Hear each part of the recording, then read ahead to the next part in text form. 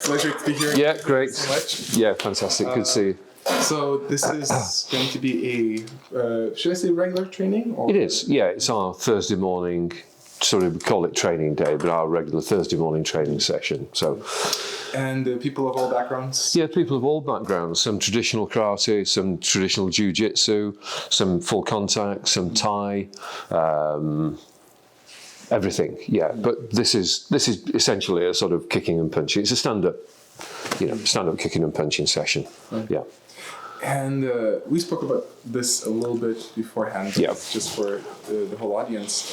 What's to be expected from the training? Yeah, it changes emphasis. Sometimes it can be really technical.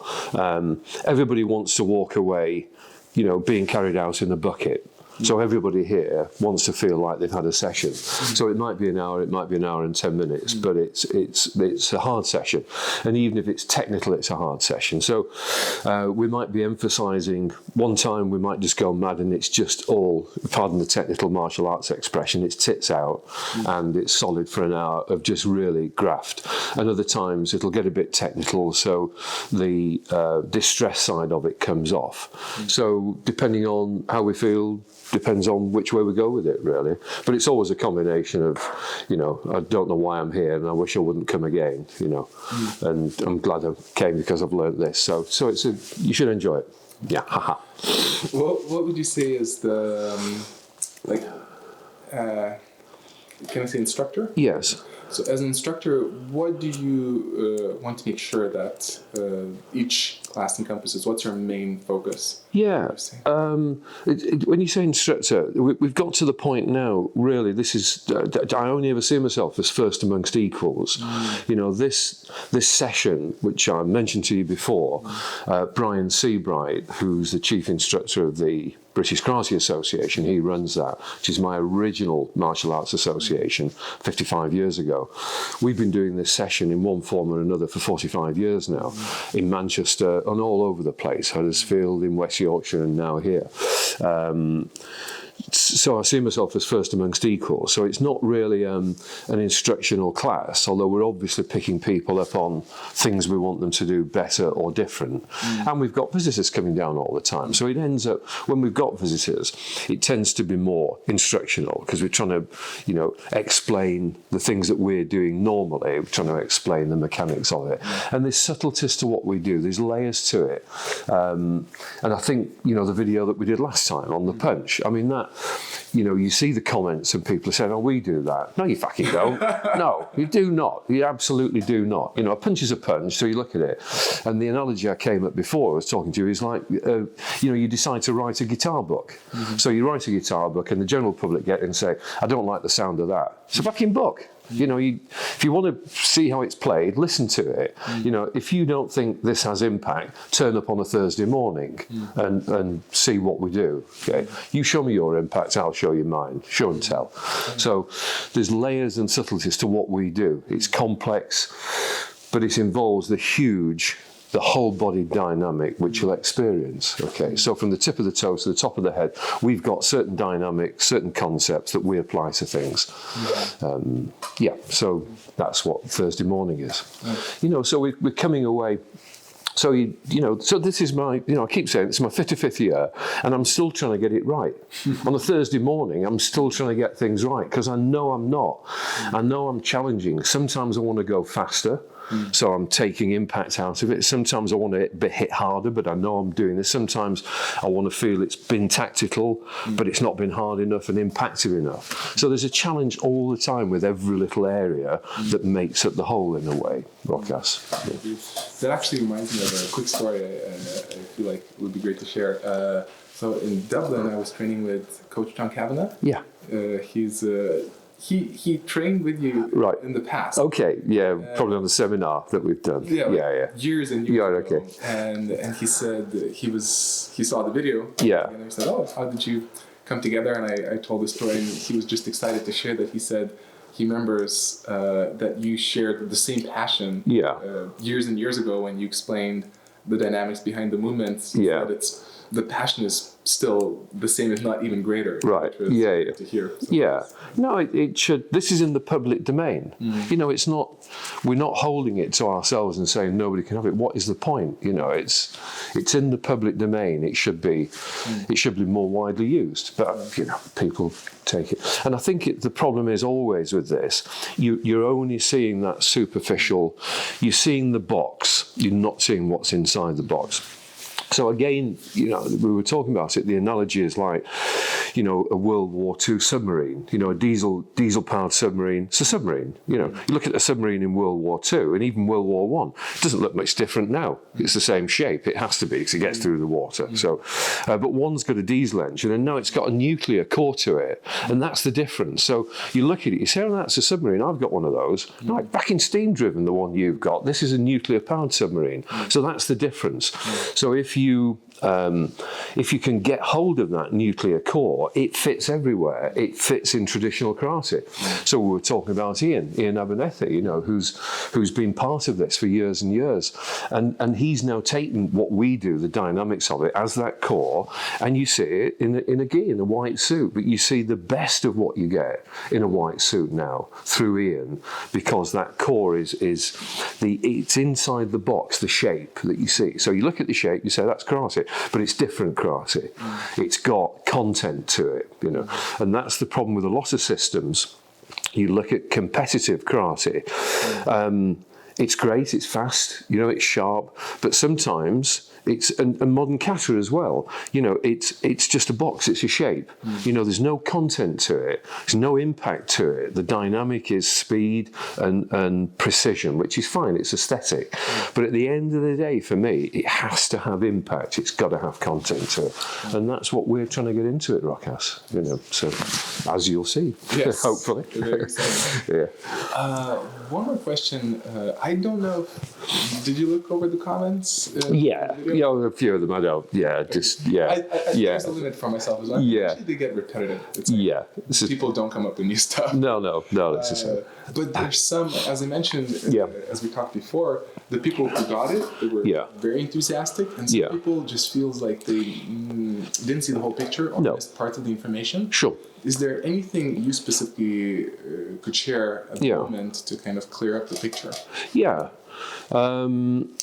It's difficult. Again, you know, that's back to the, you know, reading about how to play a guitar and listening to a guitar. You know, until you felt the impact. As my, you know, original Shukakai instructor, Siguro Kimura said, when we were getting the double hip and all the mechanics that he had for movement and dynamism and kick shock and everything, he simplified, just said feelings believing. You know, I'm not bothered if people don't believe it, don't hear it, don't see it. Got to feel it, you know, feelings believing. So all of it, whatever it is that we do, you know, it has to have that impact to it, which it has. But then the challenge is speed steals impact. So if I want to go fast, if I want to punch very quickly, it's white twitch muscle fiber, it's fast, but there's no weight to it. You know, when we get people coming down here to train with us and we get them moving on the pads, you know, even good boxers, and it's tip, tip, tip, tip, tip, tip, tip, it's sharp, it's fast, but there's no bang to it. You know, we want that. This would, one, kill an elephant when we're off the floor without our feet on it. One, it would kill an elephant, and two, the elephant's cousin in Kenya would fall over with the impact. We want that sort of impact to it. It's got to be explosive, you know. So that's what we're after. But there are challenges. So we want that impact, we want that dynamism. But then we've got speed, has to be tactical as well, you know, if we're applying it somewhere. So the double hip, we've got the mechanical principles to it, and then we've got the tactical application of that. And that's where people, when you look at some of the comments, and I tried to start the video by saying, this is ABC. Right. This is just the mechanics of the punch. And people say, oh, you won't make that work. well, fuck it, I do make it work, but I don't make that work because that's not tactical. That's the car wheel, as I said at the beginning of the thing. I'm going to show you a car wheel going around at 2 miles an hour. Don't anybody say, oh, that's no good, I need it to go at 400. It's a fucking wheel, it'll go around at 400 miles an hour. So, how do you explain something when you break it down without people saying, well, that will never work at that speed? No, it's a demonstration. It's like, I don't get frustrated, but I could. So yeah, sure. But I guess something I noticed myself being in the public domain. Initially, when I started publishing videos, especially controversial ones, people would come up with criticisms, and initially they would kind of get into me. Yeah. But after a year or two, I already started seeing it just repeats itself again, and it's just. Yeah. There's no point in. No, there's no point. I mean, you've got people who will basically must sit there and think, I want to comment on that. But they come from the context, the perspective is just negative. They just simply want to make a comment that either is controversial or negative. So just, wash off the ducks for that one. Not concerned in the slightest. Because what we do, we know what works. And so if you look back at the practical side of it, so if you look at the application of it, so I had the double hip, I had some of the dynamics, that was back in 69 when we changed the Shuki car. So I got that in that martial arts karate competitive context, but you can't use it. So the dynamics that we had were giving us speed and explosion across the floor with kick shock. But of course, it was tick you're on. So the impact. So when I started working the doors in 1970, and then one door from 71 for 8 years, then was the application of that double hip. So nobody's going to tell me that doesn't work. I had 8 years on one door, using it 4 nights a week for 6 years, 2 nights a week for the other blinking 2 years I was on that door. Then I had my own clubs, nightclubs and bars and pubs. I'm there again, I'm running the doors. I know it works. Nobody's going to tell me that's not going to put somebody down. It's a one shot. That's what we always wanted out of karate, is a one-shot capability. Right. But at the same time, that's not what martial arts is all about. That's why I keep saying you've got to enjoy the whole thing. So the whole thing is that big box with everything in it that you do, all the things you mix together, all the different systems and arts. But then it's the hub. You've got the spokes that go out from that. So maybe it's practical. You need it on the door. You're a police officer. It's tick your own competition. It's full contact competition. It's self-defense. It's enjoyment. It's physical improvements. It's improvement of self, pride in performance. So martial arts has all these different spokes. So when you're looking at one part of it, don't criticise it from another quarter, from another spoke, saying, oh, well, that's not. No, go back to the big box. So you've got this huge box of things that you do, but out of it, you take the bits you need for full contact. So with what we do, huge box of it. So you look at my things I've combined over the years: boxing, traditional karate, Wing Chun, other Chinese systems, and then all the mechanics that we do. So we can apply those too. So I could go back if I wanted, and we could do tick your own competition or full contact. None of that strange grappling stuff where people choke you and things like that. We don't do that. It's awful, yeah. and strain your joints and all that business. We don't do that. But some of the guys here do. Some of the guys, great jiu-jitsu, great grappling backgrounds, So when people watch the ABC video, one question which actually I'm curious about as well is, you mentioned the tactical aspect and the setup. Yes. I think we didn't necessarily talk about that much. No. So could you say a few words about well, again, it's context. So we've got tactical. So you've got, are we talking about tactical with, say, traditional karate tick you're on points, full contact, self-defense? What? I think self-defense probably. On the self-defense side. So. So again, it comes back to context. It's what are you doing in that situation? Are you just a civilian walking down the street that all of a sudden has got in a situation? Were you in a social situation in a bar or a club late at night and it's all kicking off with the alcohol? Are you a police officer and therefore you have to engage? You can't be somewhere else. You can't be like a civilian where you get to the top of that protection pyramid where it's fight or flight as a police officer and saying, no, I'm not going to get involved in that. I'll leave them to it. You have to get in there. Okay, so again, the context is important. But if you take an individual in the street, one of the problems is there's depth to that answer, because how have you got there in the first place? How switched on were you? Did you see it coming? Is it now right in front of you? Or should you have seen that 5 or 10 minutes ago? So you walk into a bar, it's late at night, people are obviously had a few to drink. It's the 4 Ds. Dress, drunk, drug, demeanour. You should be assessing everybody in there, how people are dressed. Drunk, people leery, are they loud, are they likely to be kicking off? If they do, who is it? Drugged. And demeanour, so who is loud, who's shouting? And the drunks bit's important, particularly if you're a doorman, because we know full well, if somebody's drunk and you say to them, you've had enough, you're going out, they'll say, yeah, I know, I'm having enough. They start to walk out, swim around the fishbowl, come back and say, no, I'm not going out. And you say, you just fucking said you were. But they're drunk, so there's no rationale. But we're teaching doormen rational conflict management systems, and they're all in the training programs. They don't work. They work with sensible, rational, reasonable people, because you're reasoning with them. People who are drunk, they're not rational, they won't reason. So that's an issue. People who are drugged and drunk have a high pain threshold. So all the twisting arms up the back stuff, you'll end up with an arm detached from somebody's body because he's not felt the pain as his arm's fallen off. So that's not going to work. And then you've got the proxemics, which is the distances. And one of the problems with martial arts, or martial artists, is they think that what they know will work in this context. And that is just martial arts in genes. It's not how you're going to deal with conflict. And one of the key issues all the time is, and this is the brass plate with flashing lights around it, is action beats reaction. Action beats, don't tell me how good you are at blocking. So over 55 years, if I've thrown 5 million blocks, it's probably, I'm underestimating it. In the street, on the door, 2. If I've ever thrown a block in the street, it just doesn't happen. Okay, preemption, action beats reaction. The moment somebody is within touching distance, even an unskilled person who starts it will win it. So the first problem is people cannot get within touching distance, and that's the fence concept.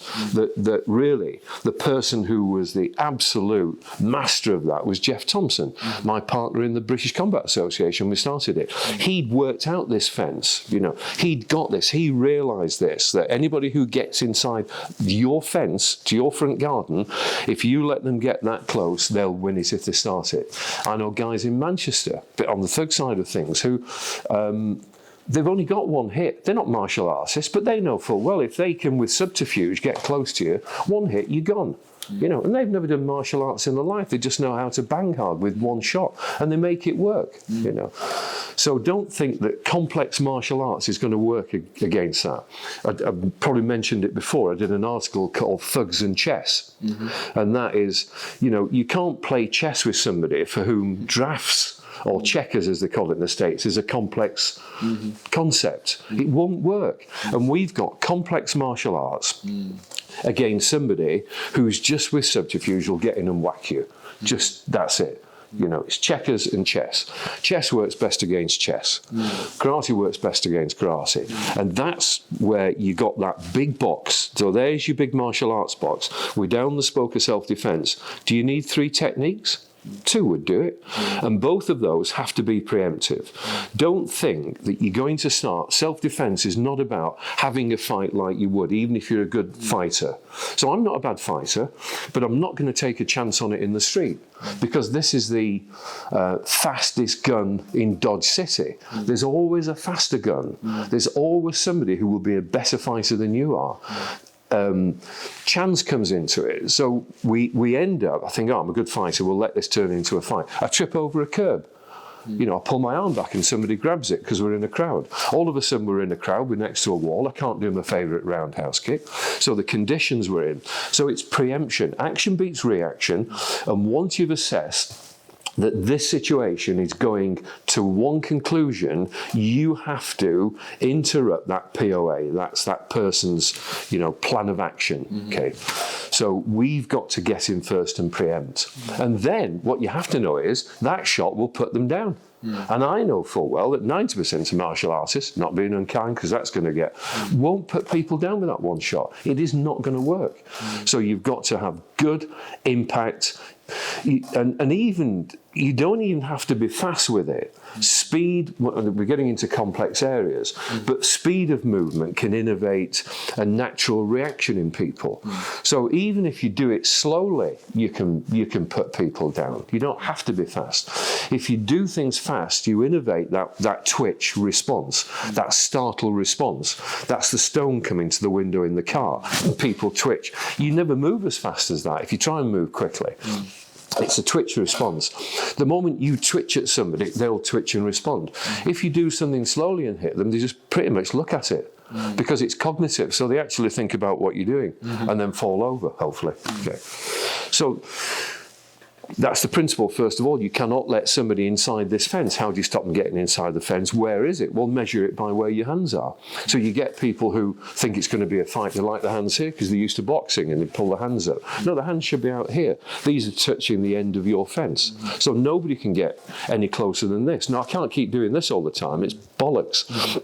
So you've got to make your hands, you talk with your hands, so they're out all the time here. But what they're doing is forming this barrier. Now, the person subconsciously is now thinking the end of your body's here, so they're reluctant to come too close anyway. Whereas if I had my hands here, you'd move in closer because the barrier is here, it's not out in front.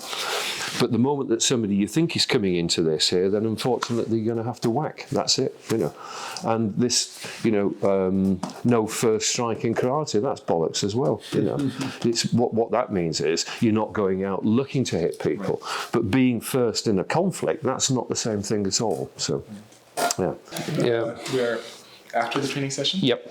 And there's a lot of things that I discovered that came up for me. Very enjoyable. It was a great class. I liked it a lot. And one of the things we discussed already a little bit is when I started off the first time jabbing, and it's interesting too that I actually like the jab a lot when I spar. It's one of my go-tos. But I could feel, especially when, just to make sure I don't miss Steve.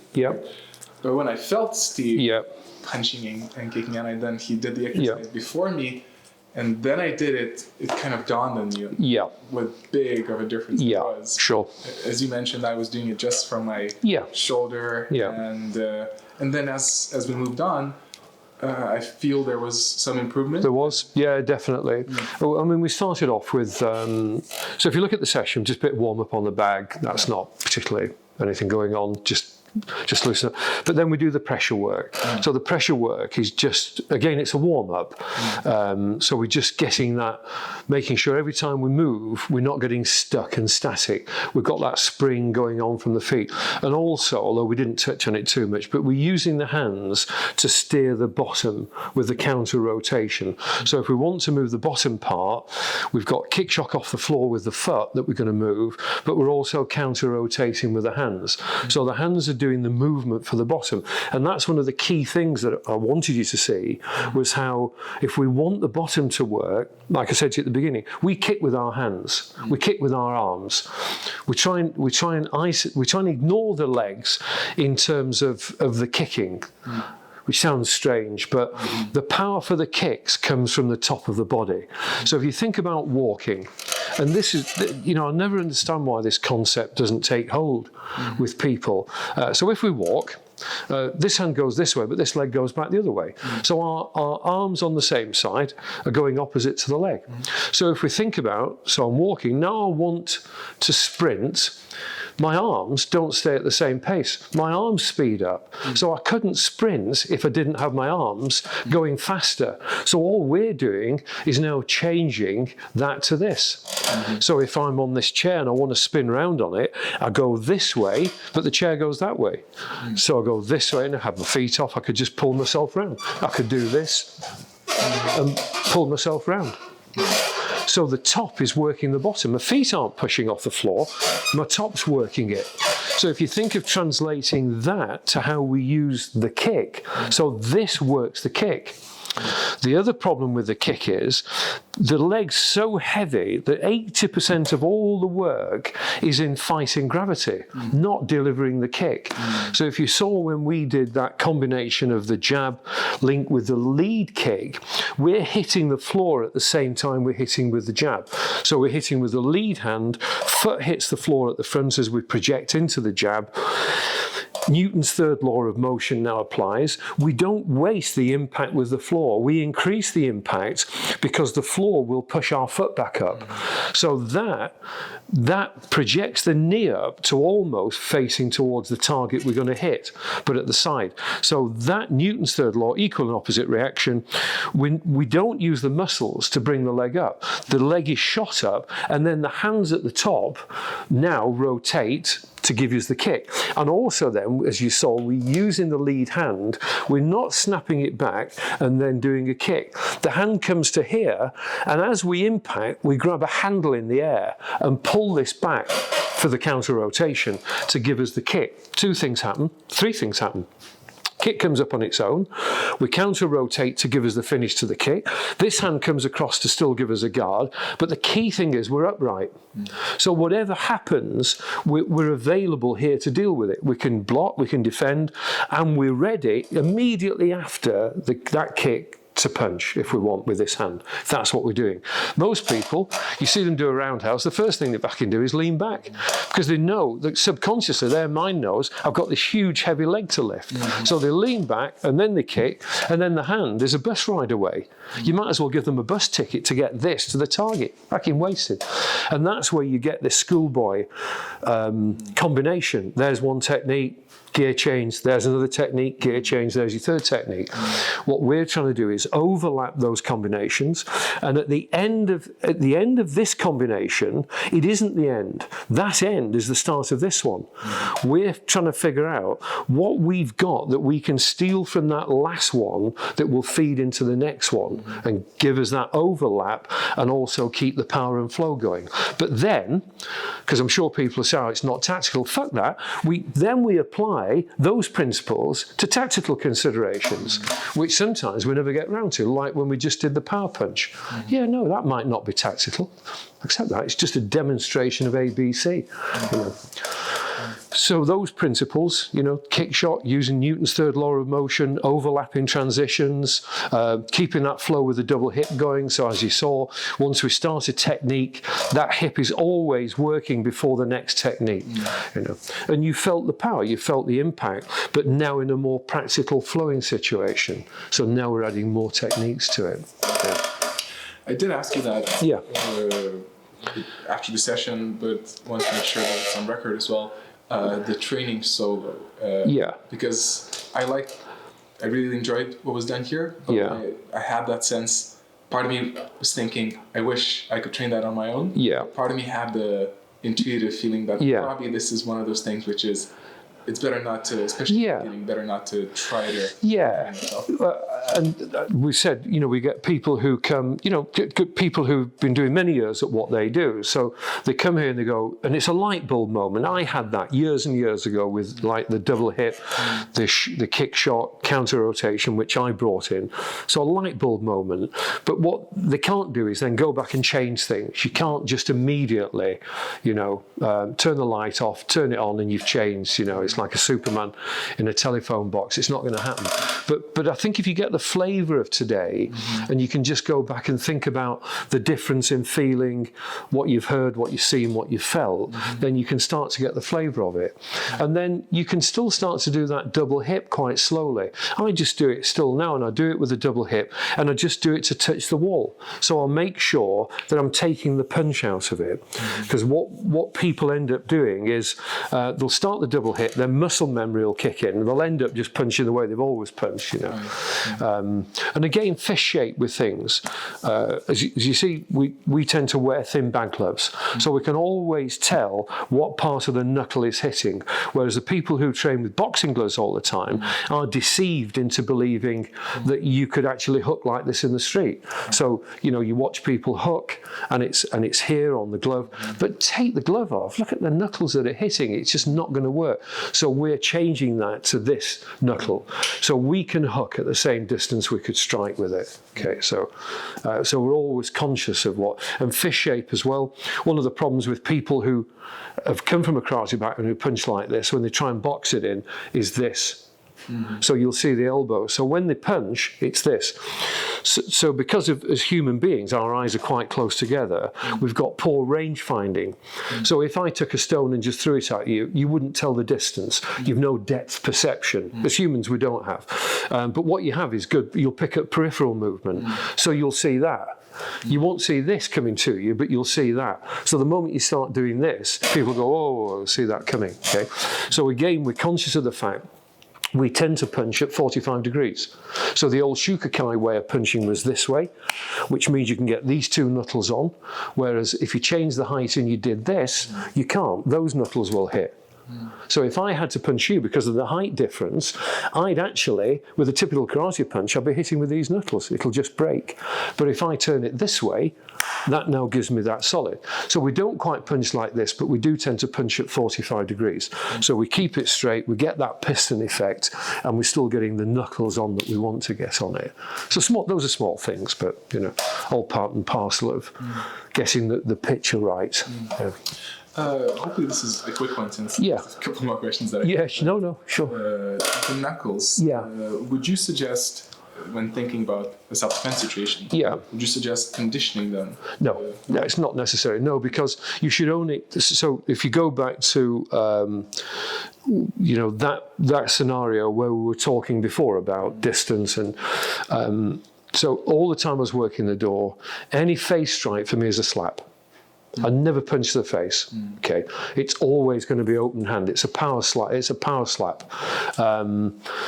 When I worked as an expert witness, I can't remember that I mentioned this on the first videotape, because I've also acted as an expert witness in cases of self-defense, excessive use of force. Mention that. I did want to say again. Yeah, it was the one where I had some photographs. It was a prosecution for a police officer who'd used excessive force. Sorry, it was a doorman, excessive force.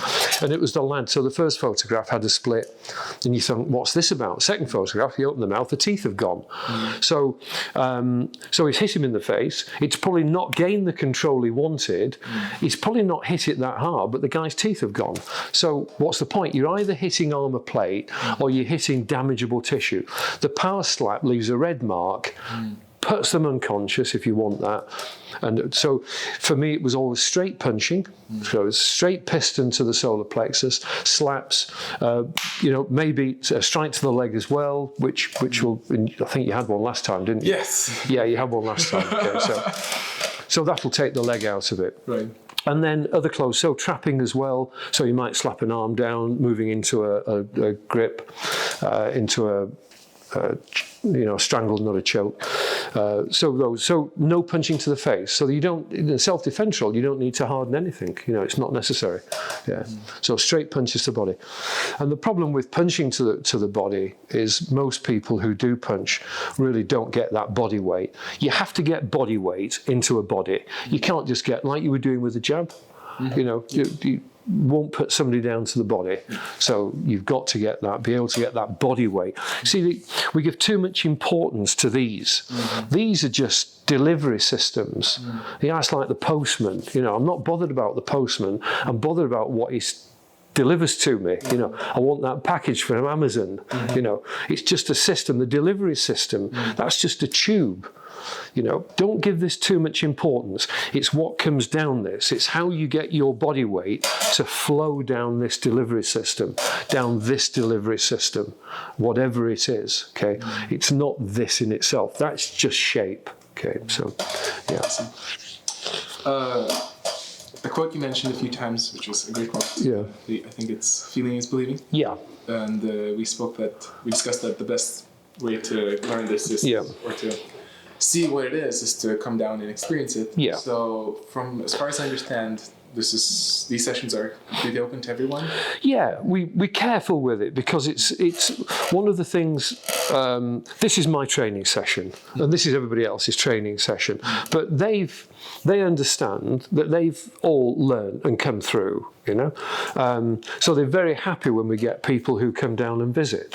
And typically it's open to the people who are in the combat associations, BCA, BCKW. We get people coming from abroad. We get people coming from Germany, from all over, to train here, you know, on the occasions when they can make it to the UK.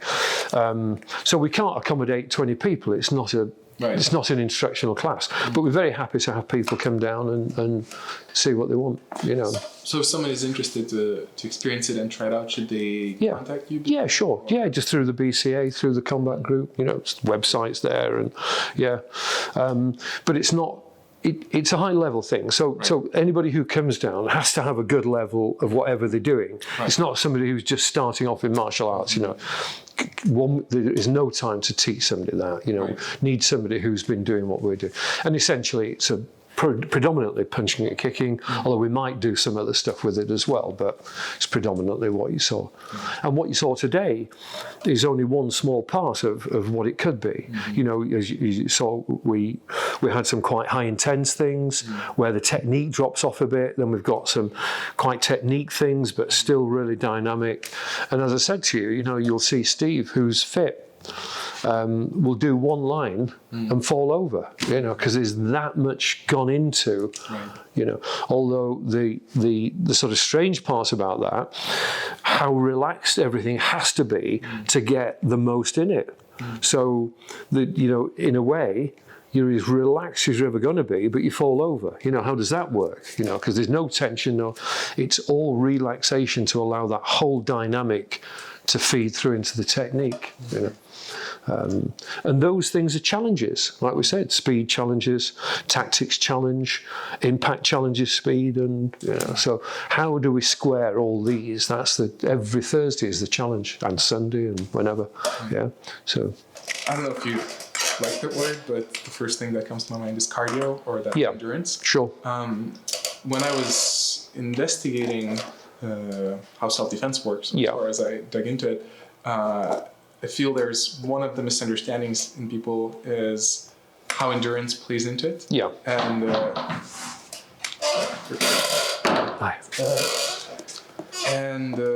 from what I understand, it's an important aspect of self-defense situation. And it almost seems like this encompasses that aspect of... No, I would say just the opposite. Yeah, no, I'd say just the opposite. And I think that's the mistake about self-defense, where we're confusing self-defense and fighting skills, and we're confusing self-defense and what we need for fighting. And if we end up in a fight, we've done something wrong on the self-defense side. So for me, this is a pyramid. So it's actually self-protection. And self-protection is a combination of what you would say we know as self-defense, which is the physical side of it, and then also the personal security skills. Okay, yeah, no problem. Yeah, so you've got self-protection, self-defense, physical side of it, and then personal security issues. And if you think about it, you know, if we can't teach self-protection principles, theories, concepts, and some simple techniques to people who aren't fit, who can't fight, what are we doing? Because we're not teaching fighting skills. That's the problem that martial artists make. They think, oh, well, I can scrap. What the fuck are you going on about? That's not self-defense. You know, if it gets to that, you've cocked the whole thing up before that. So if you look at the protection pyramid that I've developed over many years, going back 40 odd years ago, that it's based on three things. So if you start at the top, it's based on fight or flight. So, you know, here's a situation, I'm going to get out of it. Here's a situation, I can't get out of it, but I can see it and I'm going to be prepared to deal with it. You know, I'm going to go into it and deal with whatever comes out of it. But to be able to make that decision to get away or to engage, you have to have evaluated what's been going on around you. But to evaluate something, you have to have taken in information about it. So the bottom of the pyramid is awareness. And that's awareness of the environment, the people in it, and yourself, because you have to be permanently aware to be taking that information in. And if you're taking the information in, it then allows you to evaluate what's going on in sufficient time to make a decision to get out of it, or if you realise you can't, be prepared to deal with it, not be taken by surprise. Because if those bits of the pyramid are missing and you're taken by surprise, it's not fight or flight, it's freeze. So you're taken by surprise, shock and surprise, physiological changes, that huge stress plunger hits the endocrine system and you're pretty much screwed. And that's what people rely on, is taking you by surprise. So even the best martial artists, if they don't see it coming and all of a sudden it erupts around them, forget it, it's not going to work for you, you'll be taken out. So the protection pyramid, permanently aware, able to evaluate, able then to be prepared for fight or flight, not get frozen into place. Okay. So, and at that point, we haven't even talked about physical skills. It's not about, self-protection is not about that. So if you looked at the percentage, so if you look at self-protection, there's self-defense, there's personal security, you look at the percentages you need, physical, 5%. 5% is all you need. You may say 10% because running is probably a good thing. If you're able to run again, so maybe a bit more. But in terms of our side of it, the martial application, 5%, that's all you need. 95% is the awareness, evaluation and avoidance skills. So you're trying to avoid everything that's going on. Which is back to when you walk in somewhere, and all of a sudden you think, I'm not happy with this, dress, drunk, drug, demeanour. How is somebody dressed? So if you're dressed, so it's winter, I go in a bar, you're loud, you're leery, you're clearly picking on people, I think, okay, this is going to go wrong. So the first thing I want to know is how you're dressed. Because if I've come in with leather-soled dancing shoes and it's a wet, slippy floor, I'm not going to engage you on that. I'm going to find somewhere where if you come over, I'll be on carpet. If you've got a vest, a shirt, a jacket, and a leather jacket, you're basically wearing body armour. So I'm not going to hit you in the centre of mass. If it's summer with a T-shirt, that's what I'll do. But if you are wearing all that, it's going to be a slap. So I'll predetermine what I'm going to use as a preemption if that situation comes to pass. But more important than that, and this is the thing that people don't practice, I'll add another dimension onto it, is there's the personal security awareness skills, so that you don't get in it or you're prepared for it. Those are the physical elements. The bit that people don't practice is dialogue. So if you think about most engagements where you have a violent encounter or potentially violent encounter, it has dialogue. But we don't practice it. The other person's practicing it because they're trying to shut you down with the theatre, the swearing, the gesticulation, all of that. But it's just theatre. And all of a sudden you can see it shutting people down. And you think, oh, no, they just haven't practiced any dialogue. So what they're thinking is, I'm a good scrapper, but no, you're frozen in place. Person's dominating you, So when I used to practice preemption, so it was a slap or a punch, you need an action trigger for that. So it won't come out. You have to have an action trigger. You can't make a decision to preemptively strike.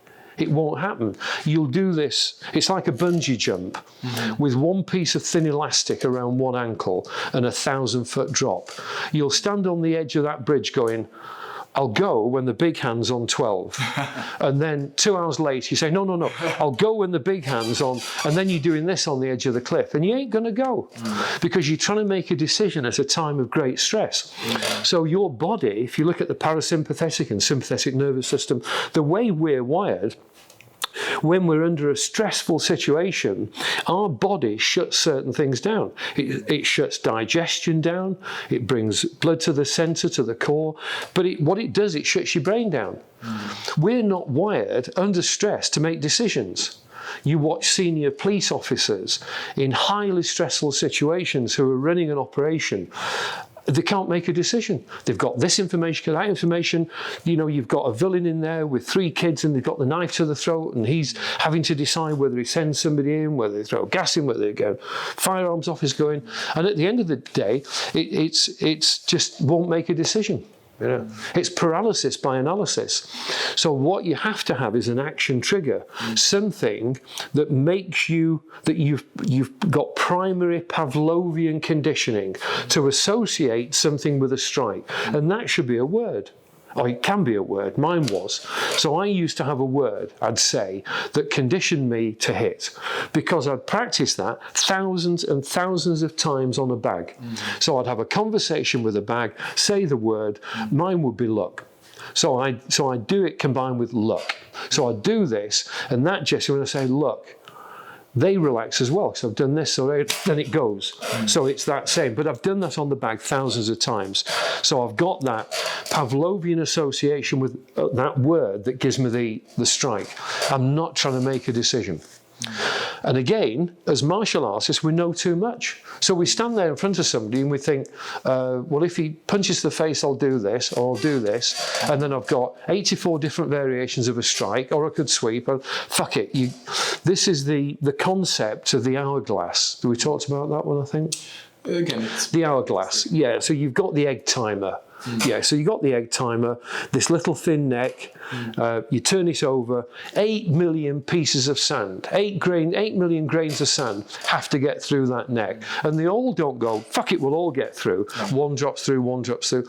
When we're in that stressful situation, we've got, we're the egg timer, we've got the 8 million, we know too much. We're trying to get, what should we do now? Should I block? Should I defend? Should I strike? Should I attack? What if I attack? What will the police say? What's the law on this? All of a sudden, you're thinking, what does the law say about this? You shouldn't be thinking about that when you're here. Because what's stopping you is this flashing sign that says consequences. So you've got to have, all that has to be out of the way. So you're absolutely confident in your right to do it, whether it's preemption, how much weight you can put in, how you impact, can you impact, what are the consequences going to be, how you're going to manage the consequences. But none of that's to do with fitness. So that was the answer to that question. Yeah. And the trigger you mentioned in the first part of the conversation, before the training, could be defense as well. If somebody steps into your personal zone, would that be a trigger? Or? Absolutely. No, somebody who starts to make that move, who is coming within striking distance. So if you're able to hit me without moving the body towards me. If you have to move the body towards me, I'll see it. But if you're within that range and it's just hands, they move so quickly. Even when I do seminars, I'll pull somebody out and get them to block something.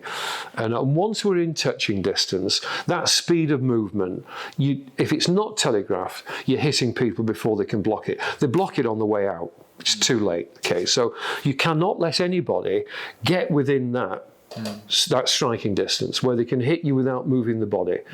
So at this distance, dead comfortable. If we were standing up and you came towards me, then I'll have an issue. But at this distance, you can't touch me without moving forward, and I'll see that and I can react to it. But nobody can get within that. You can't. So it might be you use a really solid hand to get them to impact on the chest. But that can trigger them. So doing that can trigger them into violence. And then you've lost the advantage of the distance. Because don't forget, it's a two-edged sword. Action beating reaction is a two-edged sword. I don't want it used against me, but I want it to my advantage. So I want somebody who I know is just within my striking range, that I can get the preemption in without it triggering a defensive reaction. Okay, so that is a two-edged sword for that. Okay. More complexity to the whole thing. So I'm cramming a 2 mile wide, 2 mile deep subject into inches at the moment. But I'm trying to get some key principles across. Which I'm sure people will have gross objection to. So good luck to them. And one more to understand the subject as best as I can. What triggers would you be looking for aside from someone stepping into your fence? There's warning signs and danger signs. So the police have always had that model, and it's been a good one. So where you're looking at trying to combine the law. So law and use of force. So, and we have 2 laws in the UK. We've got common law and statutory law. So common law principles still apply. We've got statutory statutory law that determines use of force for us, police officers, for anybody. Same with common law. So we've got that as a bit of a challenge. So when you look at there was a great police model, and it was a Venn diagram, which I mentioned before, which was so you got the officer, reasonable officer options, offender behaviour, and then impact factors. So, and you push them all together. So what you've got is what the offender's doing, and that was in a step basis, verbally resistant, passively resistant, actively resistant, violently resistant. So it went in steps. And then you have the options that a police officer had to deal with those different states. And it was always 1 + 1. So if the guy sitting in a chair and a police officer wants to move in and said, I need you to come with me, he says, no, fuck off. The police officer can't say, oh, go on, come with me. You've got to, you need to come with me. He'll say, no, fuck off. So he can't keep having that narrative. So at some point he's going to get hold. Okay.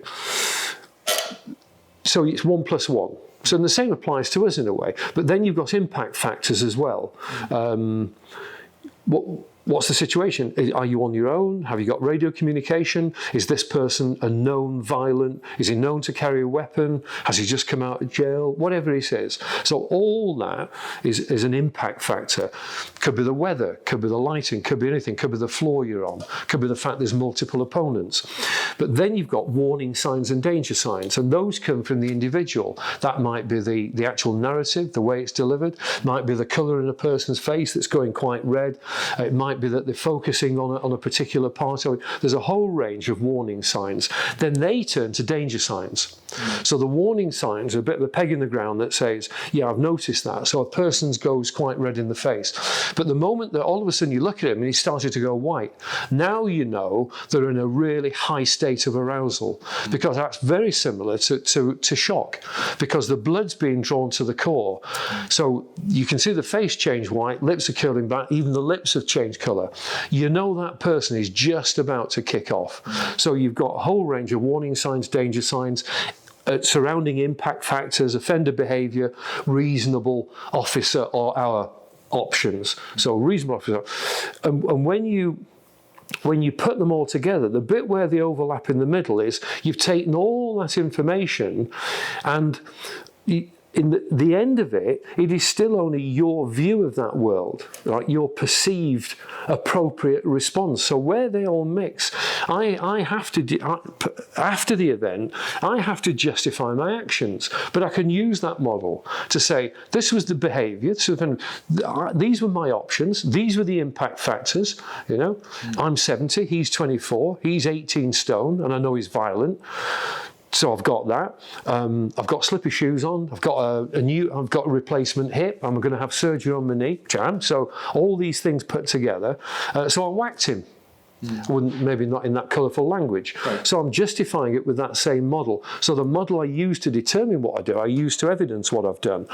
But at the end of the day, it is only my perception of that. It's my honestly held belief that was right. So where that Venn diagram, where they all overlap, that's my honest belief about my appropriate behaviour, taking all that into account. Which you can't at the time say, fuck, what was that Venn diagram?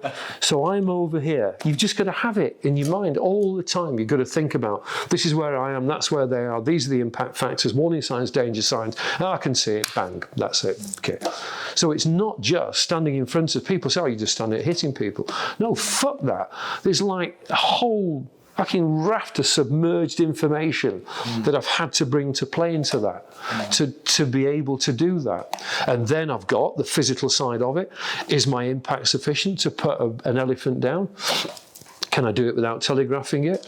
Can I manage the aftermath of it? What is going to be the aftermath of it? All that. So there's a whole, it's not as simple as people make out. But if you get that fundamental foundation stuff right, then you're confident when you are in front of somebody. You've got the dialogue, you've got the technique, you've got the information, you've got the model that you can evidence it by. So, yeah. I sat in a lawyer's office with a flip chart drawing that Venn diagram for a police officer to remind him what his confrontational model was when he was accused of excessive use of force. So even police officers don't get it right, more often than not, sadly.